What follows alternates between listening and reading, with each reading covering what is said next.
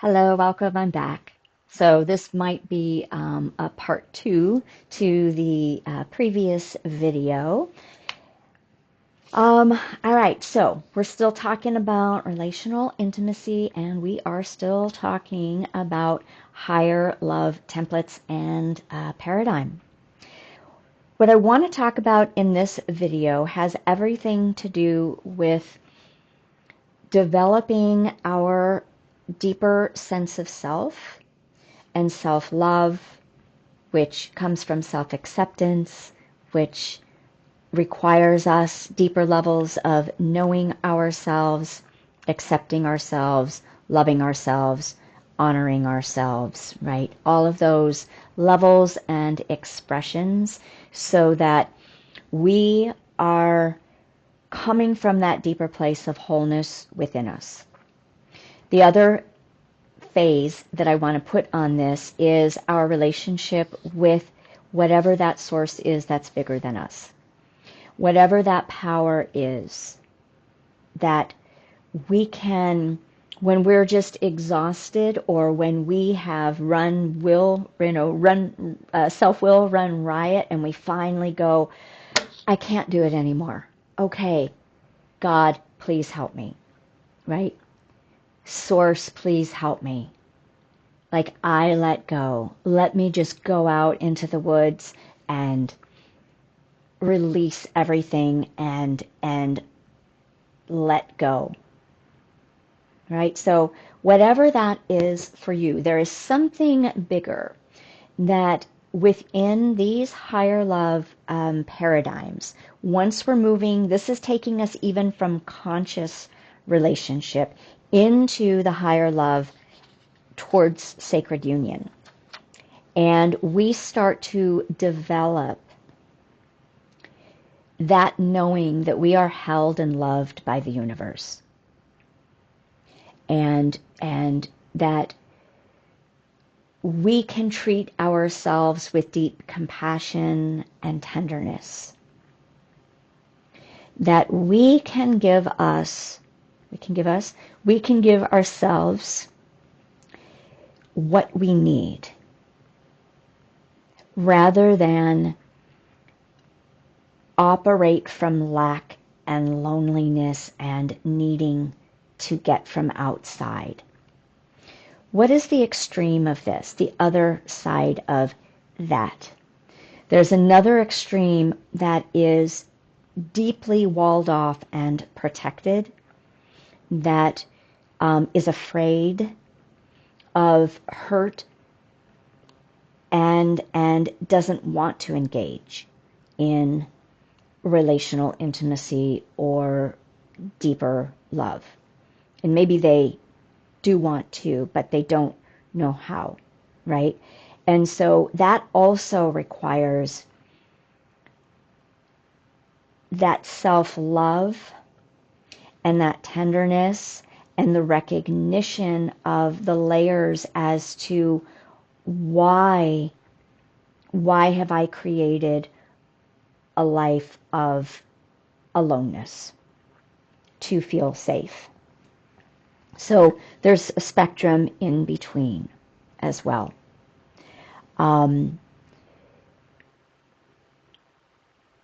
That is the inside work. And then on either spectrum, there is the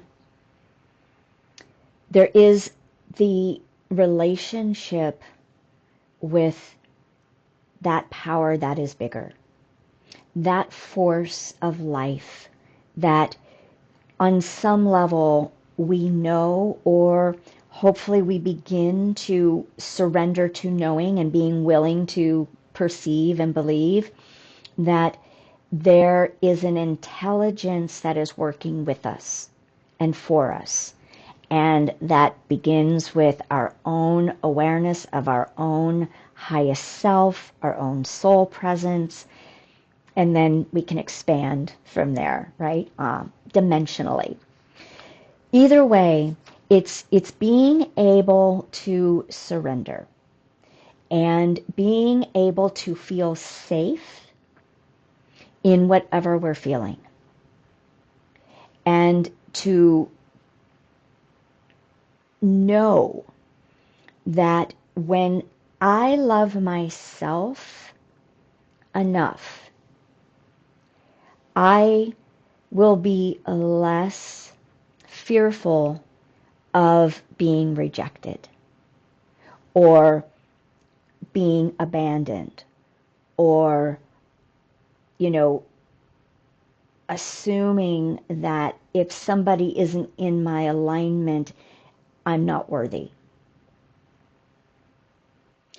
All of that healing work is a part of being able to come into the higher relationship paradigms. Because we start to recognize that safety is within me, and we don't actually need to operate from safety and protection anymore as we continue to evolve into higher love. Once we have established a level of wholeness, and I want to just reiterate what I reiterated or what I said at the beginning of the last video, we aren't looking for perfection. Everybody's state and stage is going to be different. And it does not mean that we're not going to have the experiences, right? Those little clouds that billow up of, whoa, oh no, I feel overwhelmed. I need to, retract my energy because I need to protect myself, right? It doesn't mean that we might not have the impulse, but what it means is that we understand the impulse and we can come from a place of deeper knowing and knowing that we are centered and grounded in ourself. And we can set and discern whatever level of space or boundary is needed without pulling away.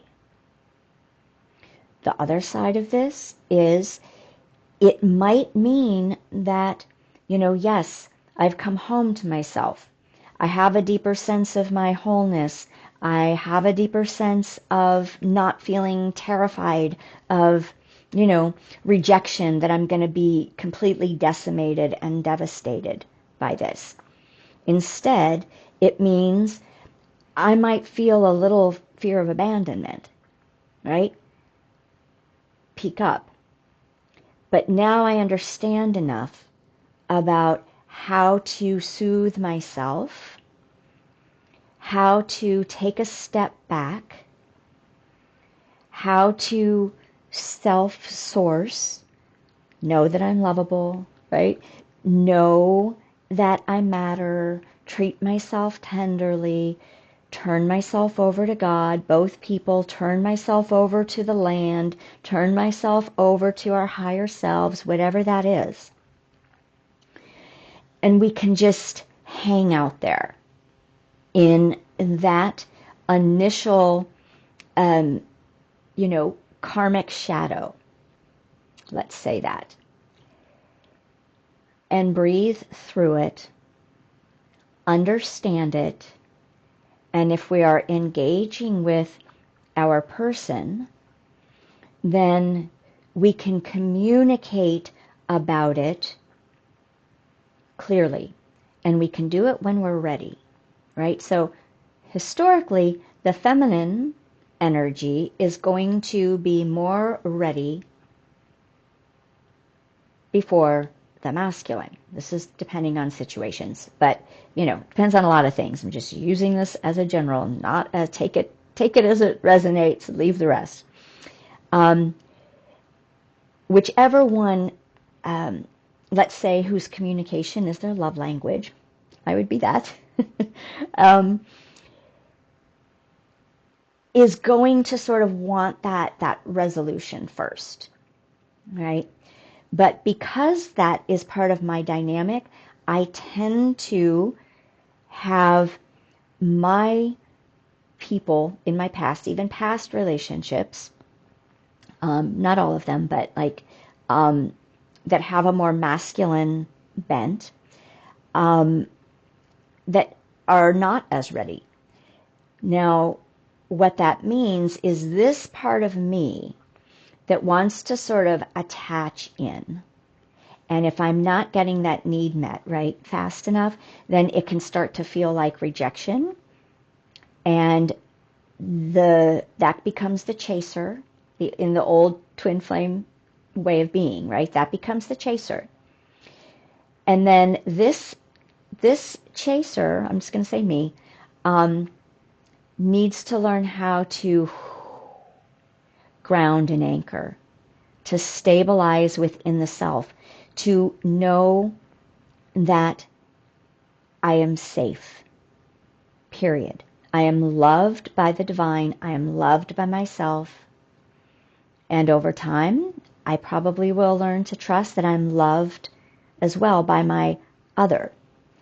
And the counterpart needs space.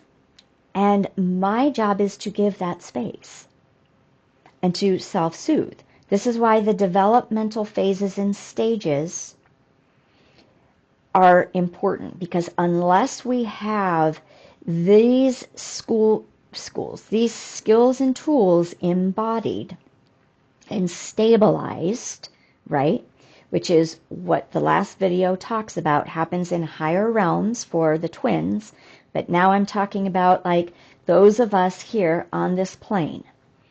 These are the things that we learn about ourselves, first and foremost. We don't need this from the other person. So this person who needs space needs to be given the space, because otherwise we're trying to take what is not freely given. Now, this person needs to be aware of the potential, right? Destabilization, the stories, the fears, all of that, and aware of it, but still needs to take care. And the more that this party over here is not needing, the quicker this party over here will be able to stabilize within themselves, look within, deal with whatever their overwhelm was, and then be able to come together. Part of what happens in these new paradigms of higher love is that we have to honor the process of each person. And by this stage and phase, as we come into sacred union, this is what we're doing. We're relying on our higher wisdom, on our deeper maturation, on our deeper knowing, on our inner trust in us. And what this does is, I like what I wrote here. It is a clear discernment of what is taking place. In this clear discernment of what is taking place, we're able to understand the other person's dynamic and our own. The more that we understand all of this, the more trust there is between the two. This starts with the safety within and then the safety of the container. The higher love safety, where it's infused with the divine. And we are each infused with a deeper soul presencing that is operating from wholeness, or at least a high degree of wholeness. Because once we're operating from higher levels of wholeness, it doesn't mean we're not going to have the experiences of our human, our very humanness, but we have freedom to know how to manage it and maintain ourselves. First and foremost. Now, you might say, well, but what about the needs over here of this person? Why do I have to wait for this? Because, right, in this level, if I'm over here, I need to deal with this myself. I have to be patient. I have to have the tools because this instability is my fears. It's my stories. It's my fear of rejection. It's my fear of loss. It's my fear of whatever that is. And I have to understand what that is and be able to have a clear discernment. Is this what's happening?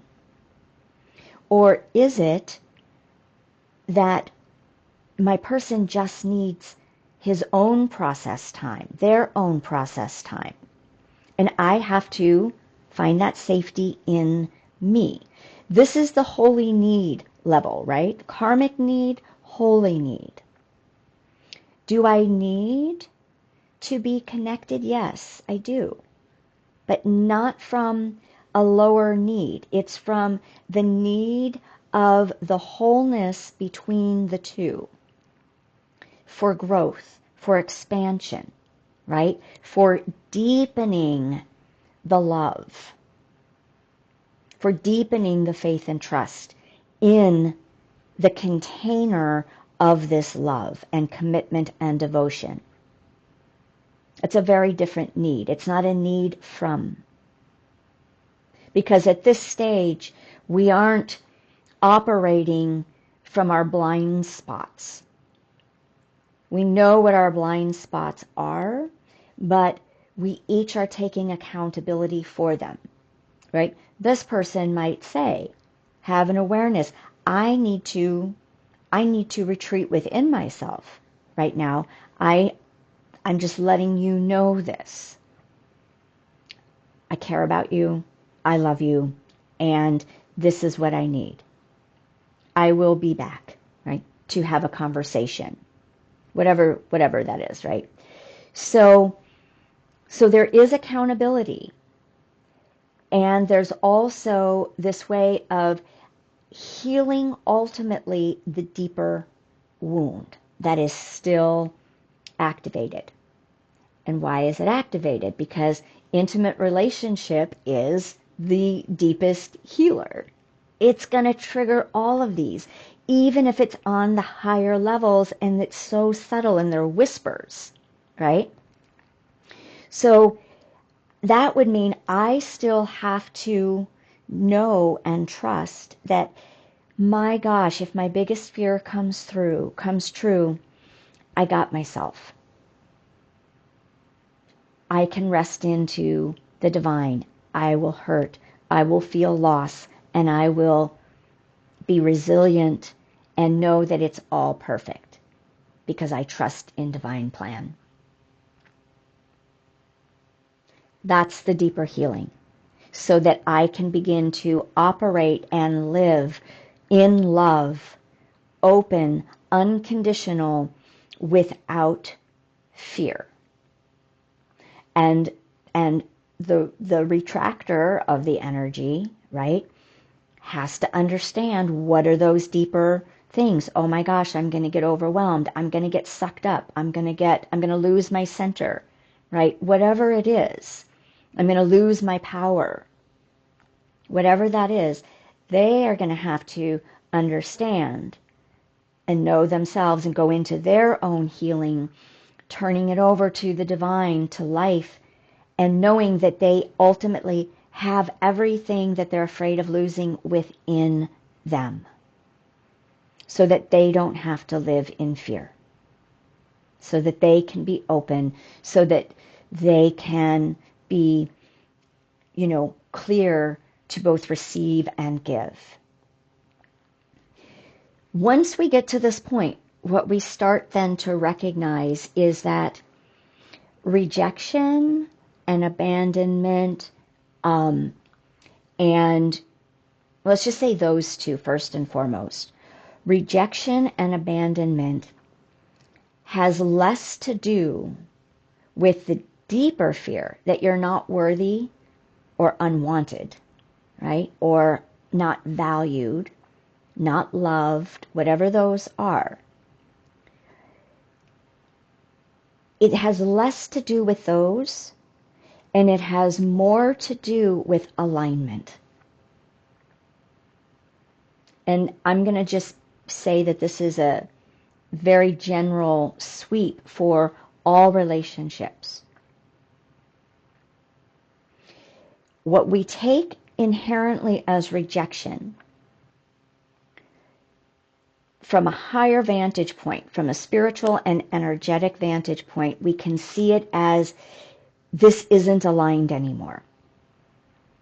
I've grown and changed, or you've grown and changed, or maybe, maybe you've changed in ways that don't mesh with me, or vice versa.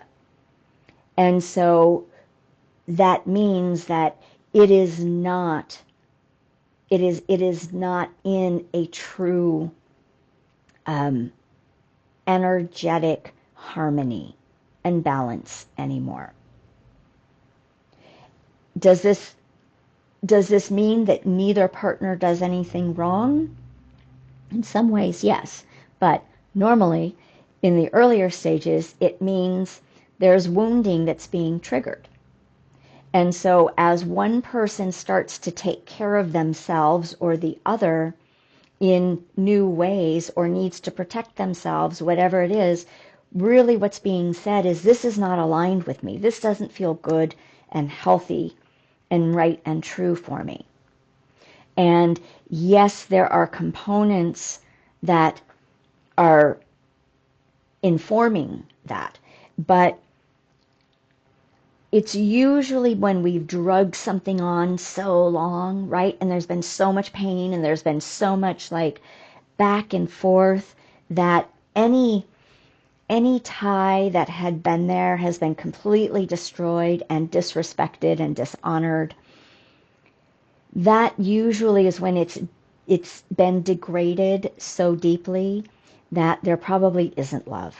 There probably is like, I don't even like you. And I'm saying that because as we move forward, that is not the level we need to get to anymore. That's like old paradigm. And the new way of operating, even in karmic relationships, is recognizing this is a messy relationship because this is karma. And we can either choose to like be in here and be aware of what's happening, or move on and be alone and deal with ourselves. I remember probably in, I think it was like 96, which was my major transformational opening, 1996. I knew it was like I ended a 5-year relationship that was very destructive and very, it was just a very dark and shadowed relationship that I had to go through and be in, because I wouldn't have been with it if I didn't have parts of me that resonated with that darkness in the beginning. So I want to say that. So 5 years of like working this through and apart and together and apart and together. It was, very sticky. I finally realized like, wow, I need to be alone. I need to be completely alone and single. I need to start to understand what it is to be in relationship with me. I need to understand why I was even in this to begin with, because my picker clearly was giving me information that I needed to see. But if I didn't take that time to start doing my own deeper work, I would have stayed in that type of cycle of karmic looping and the same types of relationship. So I chose to choose me, right? And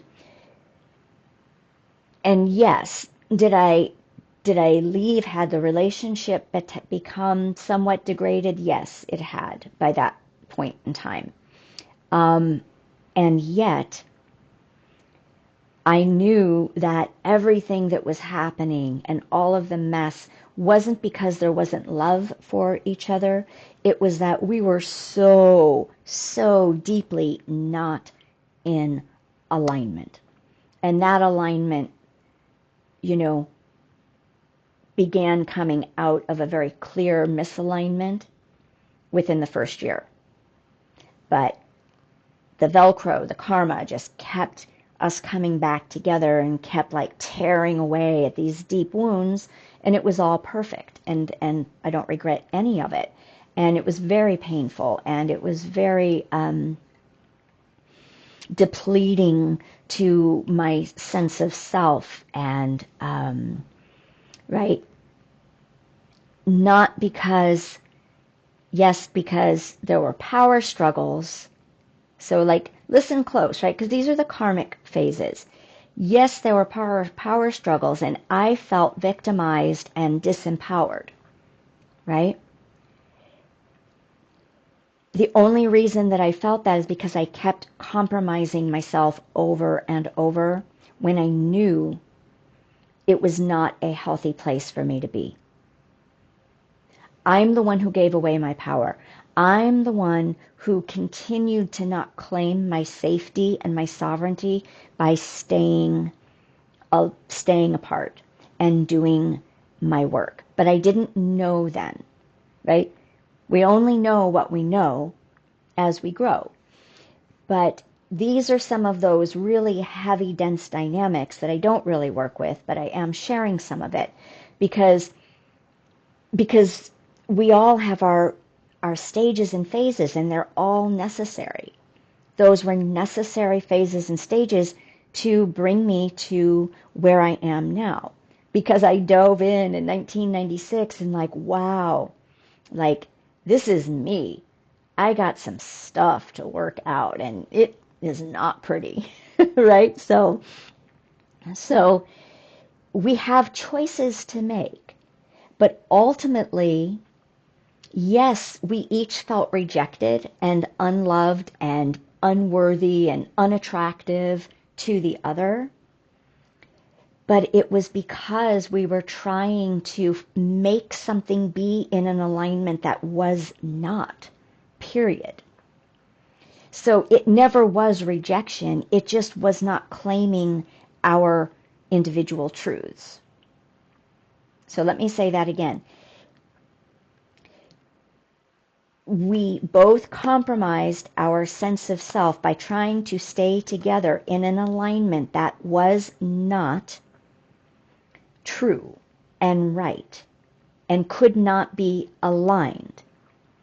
And we lost our sense of selves, and it became ugly and messy because we weren't choosing our own individual alignment of our individual truths.